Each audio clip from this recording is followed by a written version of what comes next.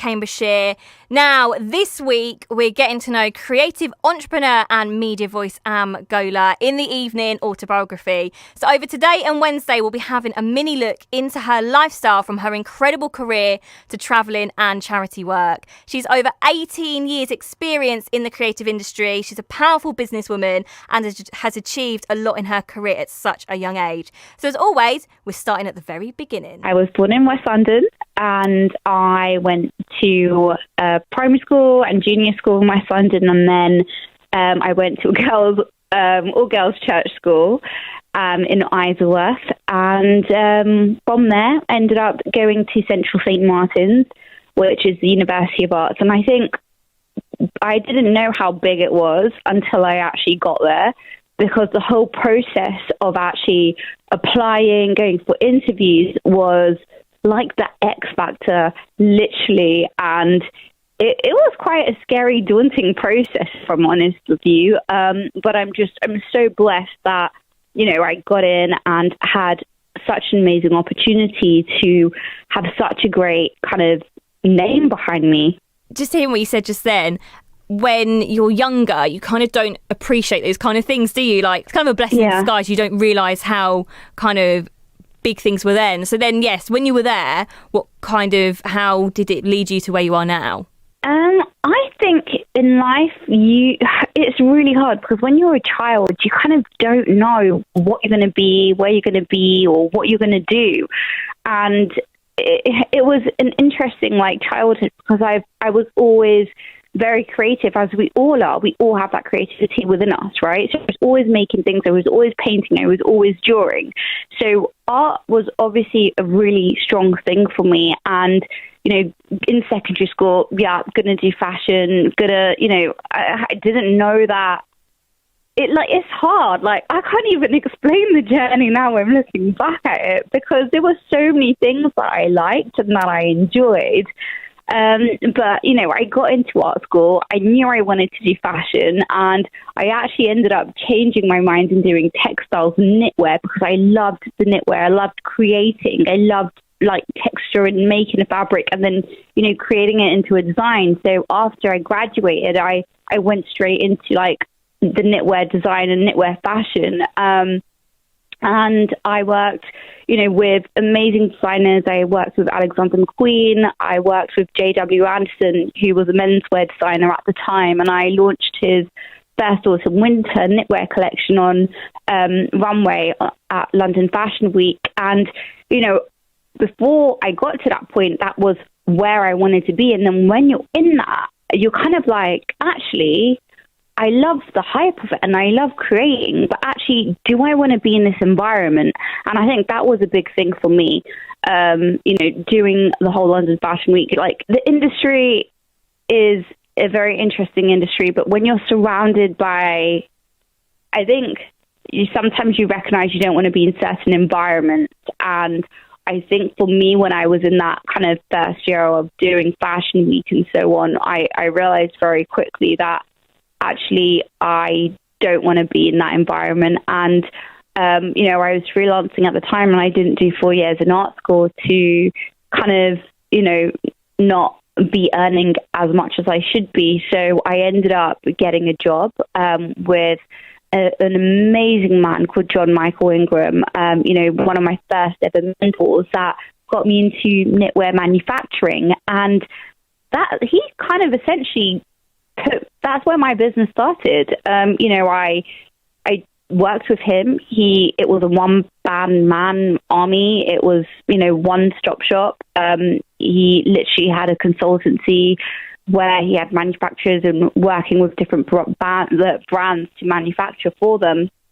And he literally taught me everything about manufacturing, everything about, working with factories and brands and being that kind of consultant, because I had that knitwear experience. And so many of my friends at university or friends who were launching brands were like, oh my God, how do we, get samples? How do we create a brand? And I essentially started my business working with my friends. And, at the time, John Michael Ingram, who was my first ever mentor, He had Alzheimer's, and he was quite elderly as well. And it kind of was at a point where it's like, you know what, you've got a business, you can go and do this, you can set up on your own. And I was 22 when I set up studio at 23, and that's how it kind of all happened. And it was a interesting journey. I look back and I'm like, how did you do it? Like, at the time, I don't think I knew what the hell I was doing. I was just going with the flow. And, by 25, I'd achieved a lot. I also had my own brand, which was Amgola. It was just called Amgola. It was a men's knitwear brand. It was some crazy chunky knits, where I actually had an exclusive collaboration with ASOS as well. And I look back, I'm like, wow, like, how did I do that? And you kind of don't recognize it when you're in it now, because I think the world has changed so much in regards to, yes, it was social media like 10 years ago, but it wasn't as big as it is now, where everyone's showcasing what they do and, putting their things up. Like, it wasn't like that when I was in it. And the world's changed so much. So that was 10 years ago. I've done a lot, and, I'm so blessed to have had that journey. And then the journey kind of went on to me also being headhunted for Burberry to help build their children's wear business, which didn't exist about 10 years ago.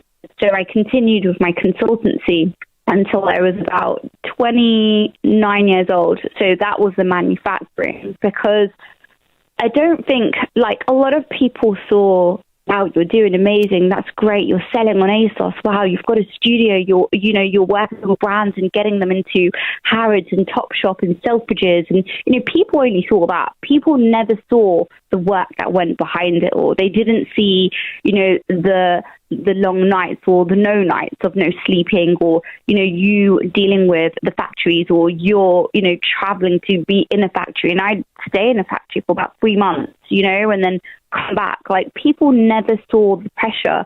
And I was so young, Natalie. No one taught me about balance. No one taught me how to manage stress. Like, all of the stuff I know today, I didn't know back then, but I think it's because I had to go through that journey to understand that today.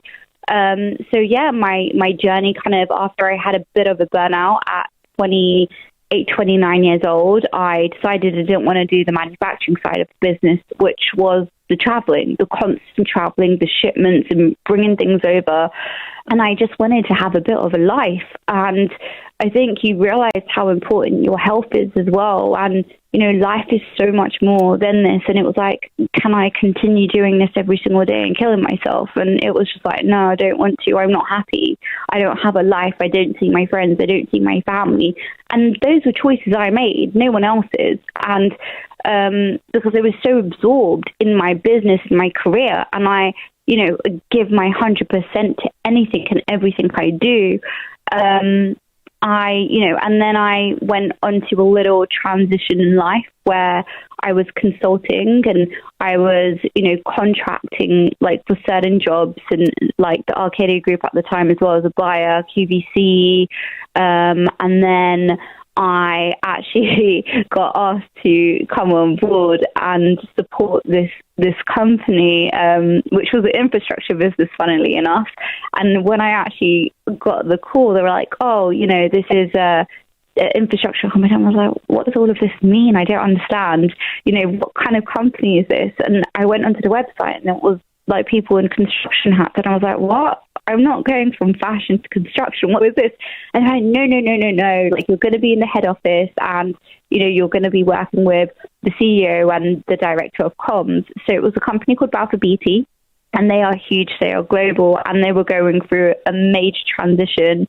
And I went on board through the transition. Within 6 months, they made me a business partner, and I ended up staying on board and getting into media, and kind of working on the media side of things. So I worked on the most amazing projects like the former Olympic Stadium, Aquatic Centre, Providence Tower, the largest one of the largest buildings in London, St. James's Market. So I was doing a lot of the media for that, as well as all of the partnerships with a lot of the charity partners, launching the Duke of Edinburgh. It was an amazing experience, and I did it for 3 years, and I became a PR practitioner because I enjoyed it. I loved it. It was you carry a lot of your experiences from what you've done before, and you add on new skills. And after I done 3 years there, I went through a personal breakup, and I then again reevaluated, right, what do I want to stay here?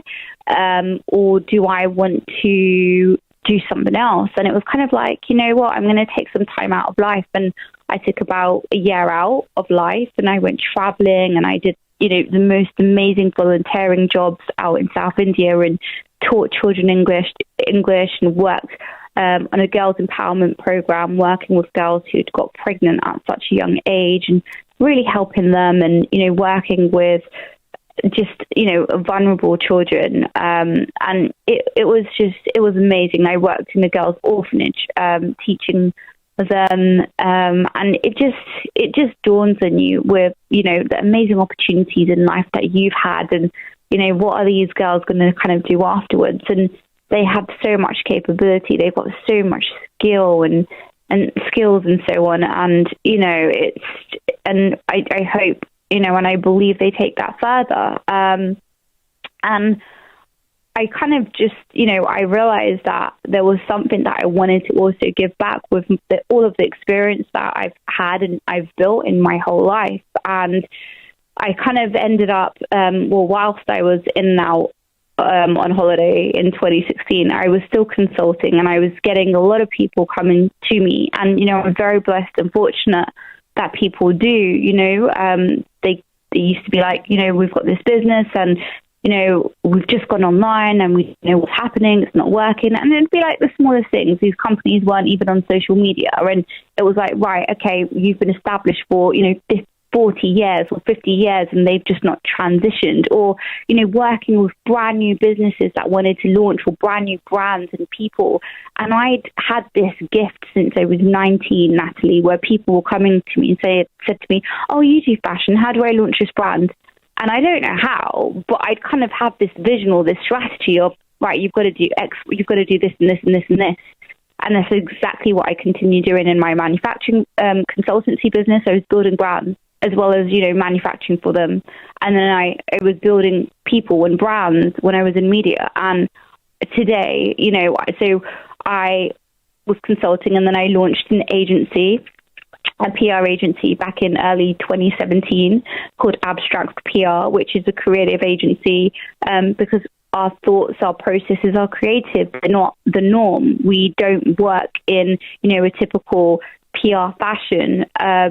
So I launched that business early 2017, where we help real people, real businesses, real campaigns that have so much real value to add to the world. And so that's been, I think, 5 years in next year. And obviously the business has gone through a huge transition because of COVID as well. Chapter 1 of our autobiography this week, where we'll be delving into Am Gola's life, hearing there all about her amazing companies that she's worked for and her own brand herself. Here's just a tease of what's to come in the next chapter on Wednesday. I wanted to know, right, if I'm going to go out there and I'm dealing with vulnerable people, I need to have some skills for this. And I just got so obsessed with learning more about people and human behaviour and psychometrics. To hear all about that and more in Wednesday's autobiography slot at the usual time of 7:15. BBC Radio Cambridge. Now, don't forget